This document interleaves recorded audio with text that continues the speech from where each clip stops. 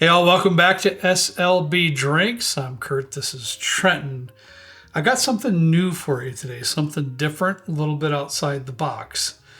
As you know, well, as you would probably remember, we have never highlighted 15 star I always forget about on the channel. I always forget about them, and the only reason I will ever it ever kind of comes back into my mind is because you have that one. Yeah, I do have right two. there. I don't have any at home.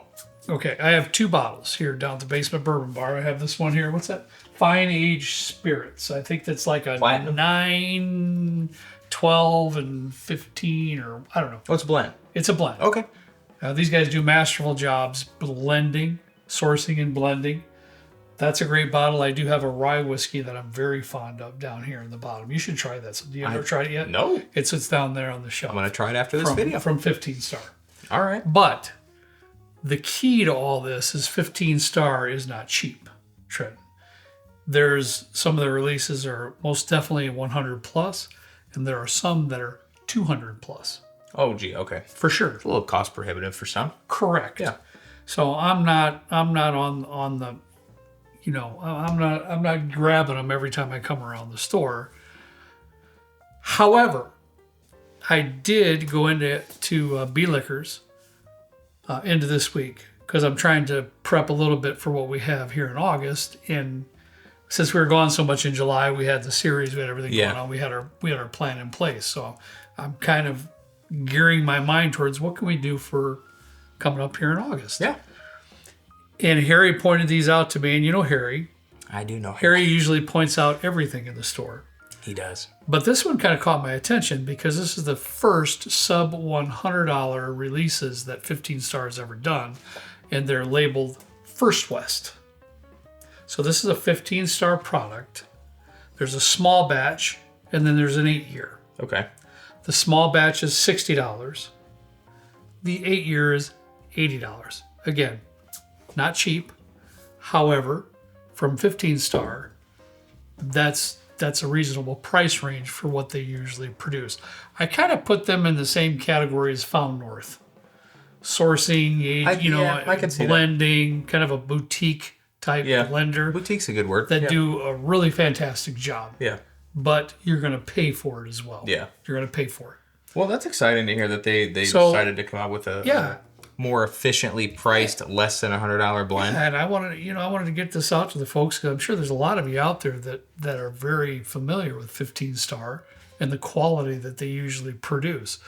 Trent and I have never had any conversations with anybody from 15 Star. No. But from the two bottles that I have here, I can tell you those are fantastic. I promise you that. Well, I mean, you know me, I'm kind of analytical. You know, First West, they're in Kentucky. That's not in the West. So that's my first question. That's just kind of the play on words there. That was the label's really neat. The bottle's really cool. The bottle's beautiful. They're like blue bottles. Blue glass, yeah. They're That's blue really glass. Cool. I love all the ridging here on the sides. I think the packaging is really, really nice, to tell you the truth, Trent. It is really cool.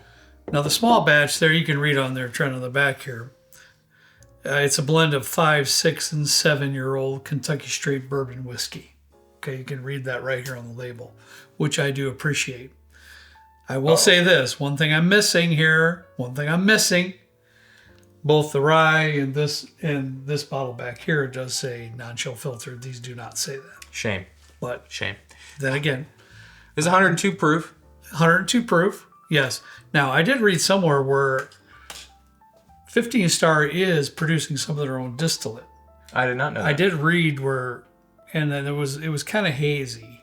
If anybody knows out there, please fill us in the comments. But there's at least some of their distillate in this particular small batch release.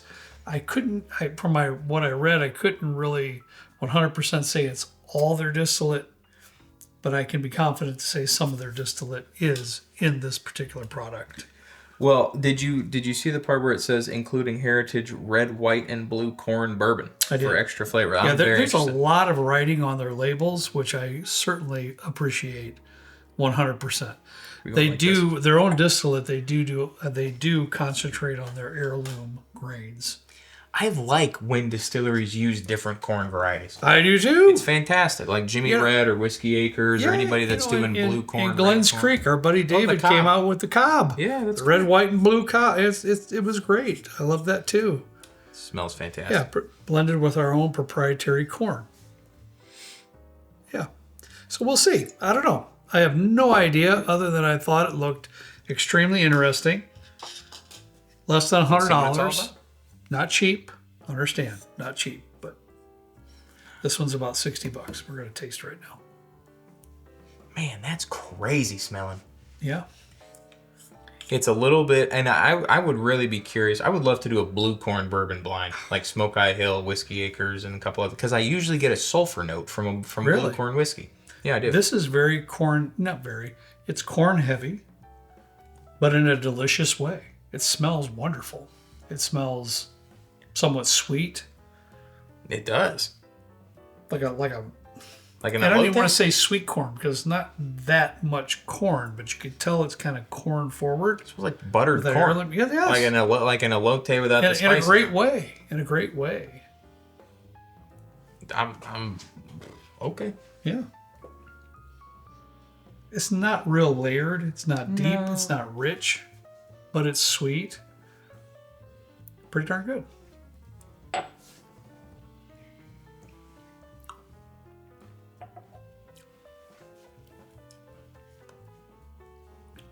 Doggone, I'm not mad about that at all. No. This might sound bad. I didn't have the highest of expectations. Because, I mean, the bottle's very flashy. There's a lot of writing on the label. I feel like some of it is a little distracting. And usually when you get a distracting thing, a lot of it kind of lean more towards... Gimmicky marketing rather than the quality of juice in the bottle. I can understand your point, but I do like information. Oh, I love information. But I do understand where Trent's coming from. I do. Yeah. A lot of it is about the story rather than what's in it, except for this little blurb right here. Understood. But honestly, on first sip... 5, 6, 7-year-old Kentucky straight bourbon whiskey. I'm pretty impressed. A blend of 25 barrels or less. Mm-hmm. I don't know, buddy. That's got full flavor. I will say that. I wouldn't really call it rich per se, but it's definitely full flavor. It doesn't lack for flavor. There is some earthiness in there, which I am enjoying at the moment. There's some tobacco and a hint of leather going around the middle of the back of the palate. The front of the palate is some sweetness, but more of a molasses type. Yeah. You know, something like that. Was it $60? $60. Dude. And I did see online there's some it's going to be between $50 and $60 for you folks out there, depending on where you're at. So I saw 56. That's not bad. Considering that you're going to pay 70 to 75 for a Blanton's at 93 proof. Mm-mm. This is kind of... Blanton's 85 in our area now. Did you know that? That's ridiculous. In our area, it's 85 bucks for Blanton's. That's terrible. I'd rather drink this than Blanton's. I wouldn't pay more than $50 for Blanton's. I wouldn't. I'm just being honest. You ain't going to get any. No, I won't, and that's fine, you know. I flew out of bed once to get one, and I did, and that was the last one that I really was excited about. But that was a pretty cool story. this is interesting, and it's cool, and I like it, and it's $60. I think it's very approachable. I think there is some sweetness there. I think it has some depth to it because of that tobacco, a little bit of leather in there too. I think it's pretty decent. Now, would I say it's the best $60 bottle I've ever tasted? No. Would I say it's better than Old Forester 1910? Yeah, I would. Really? I don't think I would. I would. Really? That'd be a great conversation to have. It would. And that kind of Trenton gives it stability in that price point, because if you personally would say, you know, you might like it more than 1910, I would say otherwise it's a good conversation. That's what whiskey's all about. You know it is. I Get together, sipping some, having some conversation. I agree, I disagree. That's the great part about whiskey. Well, the interesting thing is that it's just about on par with the 1910, but there's a lot more going on in it as in regards to their heirloom and their proprietary this and that, and you know, your Bob's your uncle, all that kind of stuff is in here. Well, and that's the case, Trenton. And it's a little higher proof too. I will say, probably we're saying this because I would tell you that this is a little bit more has a little bit more depth to it. Oh, yeah. Then the 1910, the 1910 has the sweetness, and there goes my sweet tooth. It does. I think if I agree. If we're nitpicking, this is lacking sweetness a little bit. It's complex. Comparably. It's complex. It has a lot going on in it. The flavor is really nice. I will say, like Kurt said, the only thing that I would like to see a little bit more is a little bit more of a sweetness. Or a more profound, for me, a little bit more of a profound sulfur note. I don't know. But hey, I think it's good. Let's move on. I'm digging it. This next one was $80, so somewhere around that price point. You'll find this one, and in the back label on this one, Trenton, this is, in the front label, it's aged 8 years, 15 star, 8 year, Kentucky straight bourbon whiskey. On the back, it says 8 and 9 year old blend, so it's 8 and 9 year old whiskey in this one. And the rest of the label is relative to what we talked about here. In the first one, there's no sense in going over that all over again and wasting that time. So basically, you have a 6, 7, and 8 blend, 8 and 9 year blend. Did you say the proof? This is 100, I think, but I'm going to look. 100 proof. Yeah. 100. I wanted to be sure. So, $20 bump up in price. I'm glad you brought these down here, because I wouldn't honestly, not that I have anything against Source Whiskey or 15 stars or anything else. I just brought them down a few days ago. Did you? Mm-hmm. Harry did text me a picture of them, and I was like, dude, I know nothing about these, and I got sidetracked. I forgot to get back to him.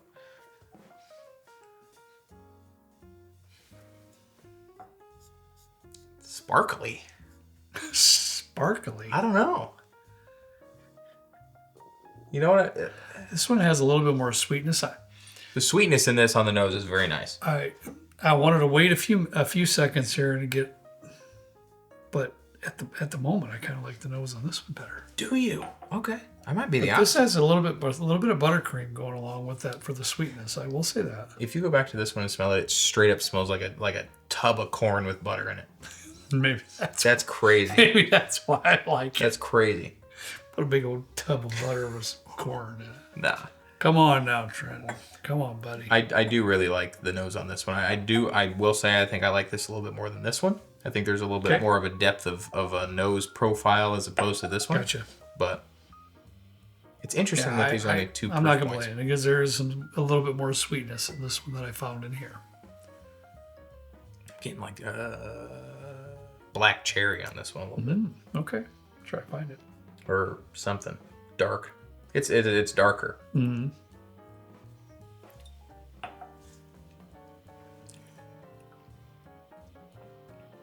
All right. Well, no, I do like it. That's good too. What? You're quiet. I'm scared. I like it. No, I'm finding that black cherry lovely. Okay, you get it then. Okay. I have to be honest, I didn't quite catch it on the nose, but wow. That black cherry is subtle, but throughout the sip, start to finish, and even into the finish, I'm getting that black cherry, and I like it. I was, for some reason, have you ever watched barber videos on YouTube? No, I can't say There's a guy, and I really want to go because I believe he's an ex-convict, and he does like one of the most traditional, but like from the 1800s, like very traditional barber type of a thing. I think he's in Minneapolis. Okay. Mm-hmm. I'll link it down below because I was watching and it's very interesting. His etiquette is just so like on par with what I'd imagine a barber experience to be back then. He said something because at the end of the shave, he asked if the client wanted cologne. And he was like, well, what are the options? And he said, a fragrance is never to be announced but discovered. And I like that because it's kind of like the black cherry in here. It's not like right up in your face. It's a little bit more like you really have to delve into the nuance of the sip. I have to be honest. I had no idea where I was going. Trent was going with that. But he tied it in. I did. That was good on you. That is facts. Everything he said about that black cherry is facts. And now I want to get a haircut with this guy. I would go get... I don't know that he could do much for me because I don't have a whole lot, but I'd grow it out just to go see this guy. I do. I'll link it to you. I'll link it in the description. If you want to see a video of Trent and I maybe sharing some whiskey with this fella, getting our hair cut and whatever else he does over there, let us know. Because that'd be fantastic. I love ballparks. I love going to ball games. I've never been to the Minnesota Twins game. I'm going to show it to you That's after in Minneapolis. It might not be where it is, but I will show it to you after this. I'll let you watch it because it really reminded me of it. It's not up front, it's not in your face, but it's something you take a sip of and you're like, wow, that's really nice. Yeah. Once you get into the nuance of it. The nose on here, Trent, is really coming around to that black cherry for me. Really loving it. I don't know that I would say this very often, but in my opinion, I will say right up front, I like the 8-9 year better. I think it has a little bit more age to it and it's a little bit more complex, even though for the palate, it just really has like this black cherry, but it's very melded very well. Very nice. I would call this masterfully blended. I would too. I think this is fantastic. I think both releases have been done very well. Yeah. And again, we have no ties to 15 Star. We're not going to go do a barrel pick or nothing else like that. And the only reason I bring that up because we always have comments. I don't know what it is with that. We're going to do a barrel pick somewhere, regardless if we talk good about it or not. Yeah, if it ranks high on a blind or not. But we have no affiliation whatsoever with 15 Star, and I just haven't put it on the show because, let's face it, not that many folks want to watch a video about a bottle that's $200 plus. Yeah. So, but I think this was a great move on their part. I agree. The economic circumstances have changed a bit for all of us, recently, and especially in the whiskey community and with distilleries and so forth. And I think this is a great move on their part to come up with 2 releases sub $100, $16.80. You got the great blue glass here. The packaging, I think, is great. Information is great. The whiskey tastes good. I think they're, I don't feel that they're worth way more than what they're asking for, but I think they're worth what they're asking for. I would agree. I would agree fully. I would think that too. So I don't know. It's up to y'all. If you take a spin on it or not, but it's pretty good. If you try it, please let us know what you think in the comments because please. I honestly think in terms of more recent releases of, I wanted to say non-distilling producers, but it sounds like they might be putting some of their own distillate in this. This is very, very, very well done. Mm-hmm. Yeah. And I'm glad you brought them down here. I'm glad we got to review it. Yeah. And I'm going to buy an 8-9 year for myself. I think it's fantastic. It's really good. Wow. I took a shot in the dark on it, but I thought it'd be very interesting. And I hope you found this to be interesting as well. Trust me when I tell you, Trent and I are searching every week for certain products that we can put on the show that, and words are going to, everybody's going to attack a word that you use. And I'm not going to say affordable. I'm not going to say budget. I'm just going to say sub $100. I'm going to, because I got a good friend of mine. Let's put it this way and then we'll get out of here. I got a good friend of mine, Marcus, and we met him on our trip. Yeah. I think it was our last stop. Yeah. That we met Marcus. Really, really good guy. And what I love about whiskey, what I love about bourbon is that we're able to meet hundreds and hundreds of great people. Yeah. Fantastic people. But what's so enamoring to me is that we're all on different levels. I've got fellas, I got buddies, I got people that I know that buy everything that's expensive. Everything comes out expensive, they buy it. Marcus is not that dude. He's a $50, $60 guy. That's who he is. And then he texts me pictures all the time of things I've never seen in my lifetime. And he'll tell me about it. Yeah, I know too. Yeah, I love it. But when I'm doing this review, I'm thinking of Marcus here. Yeah. This is something that he would never go out and buy that bottle of 15 Star behind me. Not going to happen. But maybe something like this? And I have respect for that. Yeah. Yeah. But he would definitely consider something like this. So we're trying. We're trying to get out there and find different bottles that are new and something that you guys can, may or may not dig into and may find to be very, very good. And so hopefully you enjoy stuff like this. So I would highly recommend. It's outside the box. Let's put it that way. I'd recommend both of these, honestly. All right, guys. That's all we got for you today. As always, we ask you to please drink responsibly. We'll see you next time right down here with Trent and me in the good old basement bourbon bar. See you later.